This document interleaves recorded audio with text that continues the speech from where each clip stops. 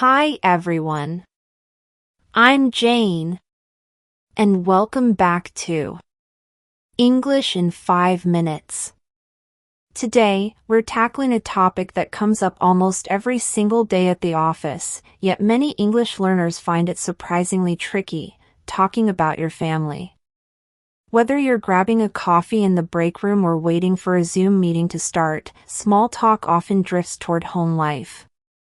You want to sound natural, not like you're reading from a list.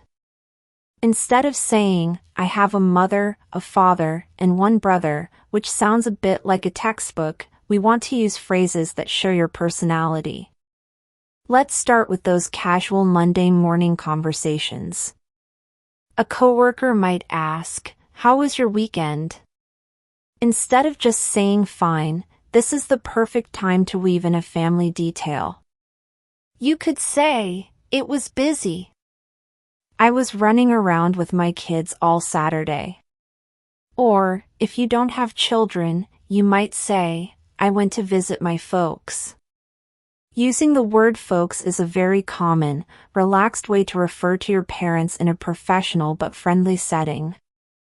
If you have children who are a bit difficult or very energetic, a great idiom to use is a handful.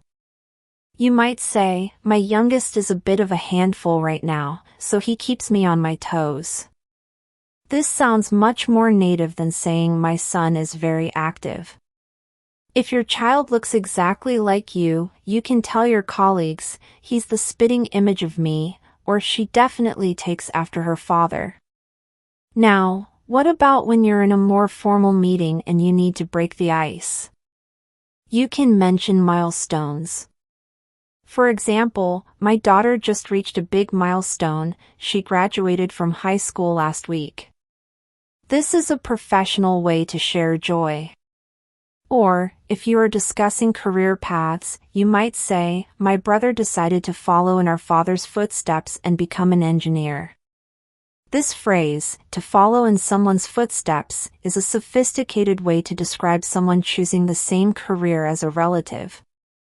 I want to share a tip with you that might be a little controversial. In many business courses, you are told to keep your professional and private lives completely separate.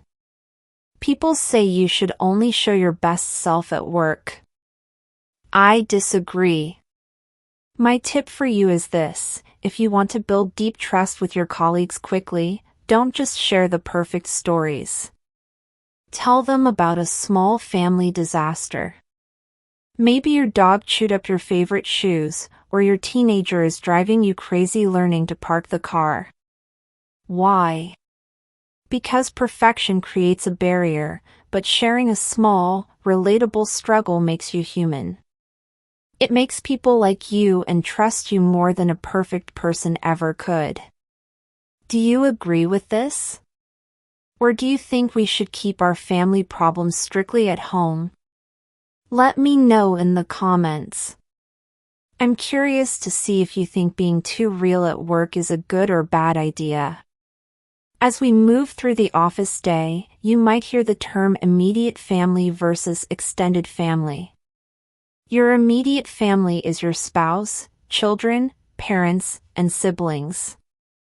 Your extended family includes your cousins, aunts, uncles, and in-laws. If you have a big gathering coming up, you can say, I'm hosting a dinner for my extended family this Sunday. Another common phrase you'll hear is being the breadwinner, which refers to the person who earns the most money in the household. You might also hear someone described as the black sheep of the family, the person who is very different from the rest of the group. While you might not call yourself the black sheep in a job interview, it's a funny, self-deprecating way to share a story during a lunch break. Before we finish, I have a question for you to practice your English. Who do you look up to most in your family? To look up to someone means to admire or respect them. Tell me in the comments below using that phrase. For example, I really look up to my grandmother because she was so hardworking. Sharing these little details about who you are and where you come from is what turns coworkers into friends.